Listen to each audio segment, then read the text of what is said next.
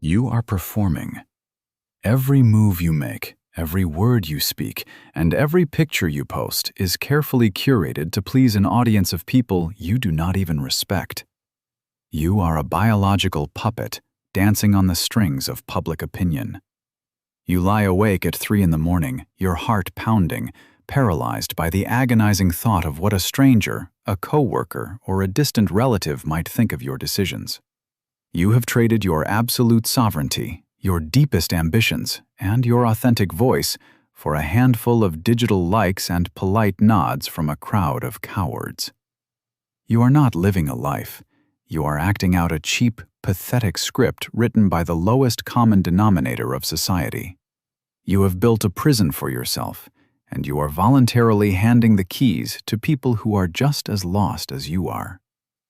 If you are exhausted by this endless, humiliating performance, if you are sick of bending the knee to the mob, and if you are finally ready to incinerate the need for external validation and forge an unbreakable inner citadel, subscribe to Core Wisdom. We do not care what they think of you. We only care what you are capable of becoming. Subscribe now, and let us tear down the walls of your prison. We live in an era of mass psychological slavery. You walk through the world convinced that there is a spotlight tracking your every move. You believe that everyone is watching you, judging your failures, evaluating your status, and keeping a permanent record of your embarrassments. This is the ultimate narcissistic delusion of the modern ego.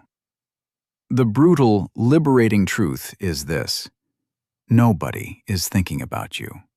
They are completely consumed by their own paralyzing anxiety. They are too busy starring in their own tragic movie to be a critic in yours. When you shrink yourself, when you abandon a massive goal because you are terrified of the crowd's judgment, you are surrendering to a ghost. You are letting the phantom opinions of distracted, insecure people dictate the permanent trajectory of your existence. Let us dissect the actual quality of the audience you are so desperately trying to impress. Look at the masses. Look at the average person. They are deeply unhappy. They are physically weak, financially trapped, and intellectually numb. They numb their pain with cheap dopamine. They complain about a reality they refuse to change, and they tear down anyone who dares to climb out of the bucket. These are the people whose approval you are chasing. You are seeking a round of applause from a room full of failures. Why would you ever want the validation of a crowd that is heading straight for a cliff? If the mob is cheering for you, you are probably doing something fundamentally wrong. The sovereign mind does not seek the applause of the sheep.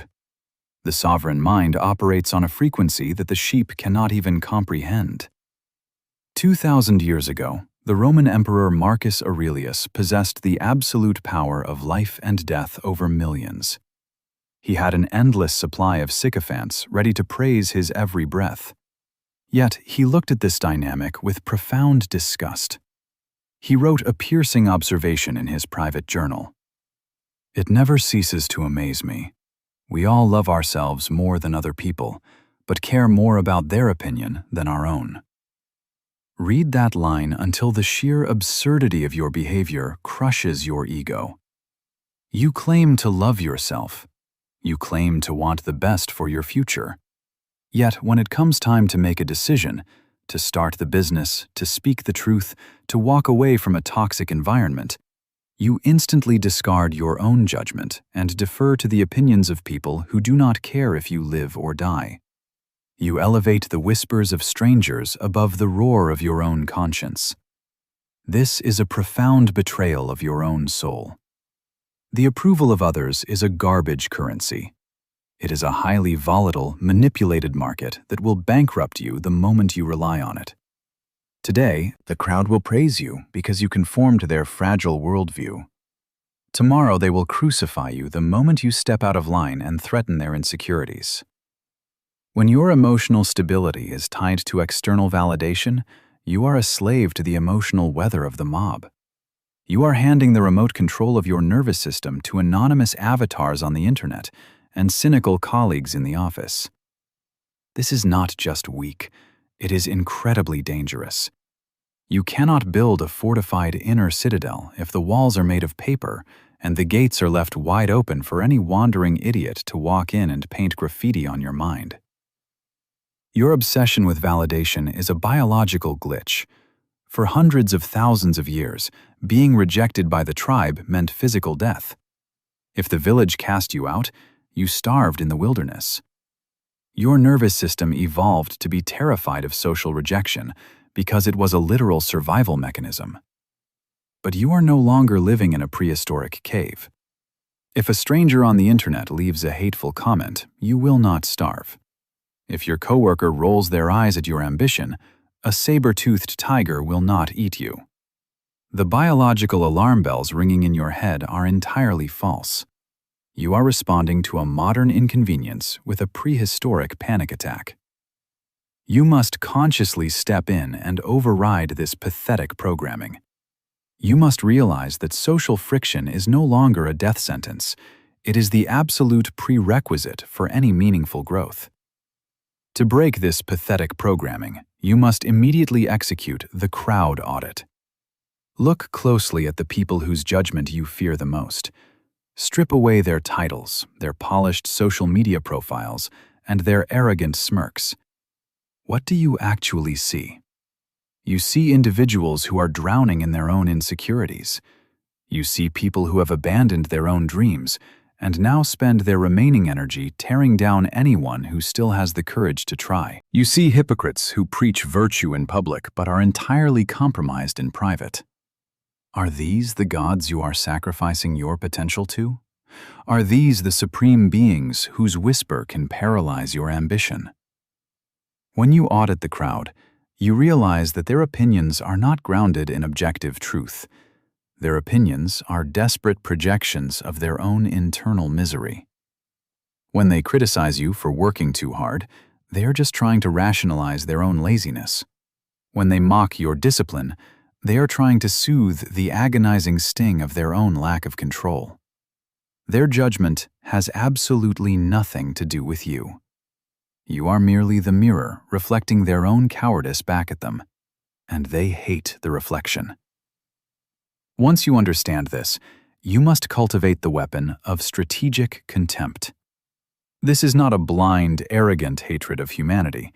Strategic contempt is the cold, calculated realization that the opinions of the undisciplined, the average, and the cynical are mathematically worthless to your specific trajectory. You do not argue with them. You do not try to convince them of your vision. You simply observe their chatter with the detached amusement of a scientist watching ants in a jar. You look at their attempts to shame you, and you feel nothing but a profound, unshakable indifference. You let their insults bounce off the reinforced steel of your inner citadel. They cannot touch you unless you voluntarily lower the bridge and invite them in. But creating a vacuum is not enough. If you simply destroy your reliance on external validation without replacing it, your ego will panic. It will scramble to find a new master to serve. You must immediately install a new operating system, the Internal Scorecard. The amateur lives by the external scorecard. The amateur asks, did they like it? Did it get enough views? Did my boss praise me? Did my parents finally validate my existence? The amateur's self-worth goes up and down with the stock market of public opinion. The sovereign mind operates exclusively on the internal scorecard. The sovereign mind asks a completely different set of questions. Did I execute the protocol? Did I uphold my standard? Did I speak the truth, even when my voice was shaking? Did I leave absolutely everything on the battlefield? When you operate on the internal scorecard, you become the sole, undisputed judge, jury, and executioner of your own reality. You set a standard for yourself that is infinitely higher, infinitely more brutal, and infinitely more demanding than anything the outside world could ever impose on you. The crowd might applaud a mediocre performance because they do not know any better. But your internal scorecard knows the truth. It knows if you cut corners. It knows if you held back. And conversely, the crowd might viciously mock your greatest effort because it threatens their worldview. But your internal scorecard remains completely unmoved because you know you executed the standard. This shift in architecture is terrifying because it removes your favorite alibi. You can no longer blame your environment. You can no longer blame the haters. You are standing naked before the Supreme Court of your own conscience. But it is also the most intoxicating, magnificent freedom a human being can experience. You stop walking on eggshells. You stop editing your personality to fit into the suffocating boxes designed by lesser minds. You stop apologizing for the space you take up in the universe. When you transition to the internal scorecard, you must actively embrace the ultimate psychological superpower: the willingness to be disliked. The modern ego is absolutely terrified of being disliked. It views social friction as a catastrophic failure. It views a negative comment or a disapproving look as a deep, existential wound. But the sovereign mind views friction as a mathematical certainty of greatness. If you are standing up for a standard, if you are breaking away from the herd, and if you are refusing to participate in the collective delusion of mediocrity, you are going to agitate people. You are going to make them deeply uncomfortable. They will call you arrogant. They will call you obsessed.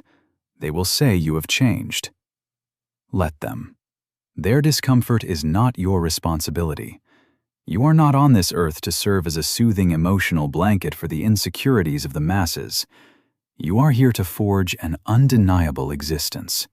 Every time you bend your principles to avoid an awkward conversation, every time you swallow your true voice to keep the peace in a room full of cowards, you are taking a chisel and chipping away at the foundation of your own character. You are paying a massive, unbearable psychological tax just to be tolerated by people whose opinions hold absolutely zero weight in the grand architecture of your life. Think about the absolute absurdity of your fear. You are terrified of the judgment of people who cannot even stick to a diet. You are paralyzed by the opinions of people who hate their own jobs, who are drowning in debt, and who lack the discipline to read a single book a year. You are allowing the lowest common denominator of society to act as the board of directors for your destiny. This is a spectacular failure of leadership over your own life. You must fire the board. You must rip up their shares and take your mind completely private.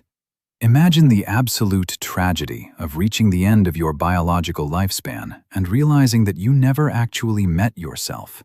Imagine lying on your deathbed, looking back, and seeing that your entire personality, your career path, your relationships, and your beliefs were entirely copy-pasted from the expectations of the crowd. You never spoke your true mind. You never took the massive, terrifying risk. You played it perfectly safe, and you were perfectly accepted by the mob. And your reward for this lifelong performance is absolute, suffocating regret. The crowd will not be at your deathbed to thank you for your compliance. They will have forgotten you the moment you stopped entertaining them. They will move on to the next distraction, and you will be left alone in the dark with the ghost of the person you were too afraid to become. You are the only person who has to live inside your mind. You are the only person who has to sleep with the consequences of your decisions. Why on earth are you letting the peanut gallery direct the movie of your life? It is time to fire the audience. It is time to close the curtains on this pathetic, exhausting performance. You must ruthlessly audit the voices in your head and violently evict every single one that does not belong to you. You must look the crowd in the eye and silently, firmly, declare your total psychological independence. You do not need their permission to be great. You do not need their validation to exist. You only need the cold, heavy, unyielding approval of your own internal scorecard. Let them whisper. Let them judge.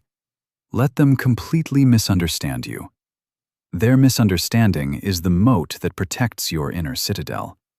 A lion does not lose sleep over the opinions of sheep, and a sovereign mind does not negotiate its standard with the mob. You are building an impenetrable fortress, not an amusement park. The gates are closed. If you are ready to stop performing for the crowd, if you are prepared to embrace the brutal friction of authenticity and forge an empire of character that answers to absolutely no one but yourself, subscribe to Core Wisdom. We do not seek the applause. We seek the mastery. Walk with us.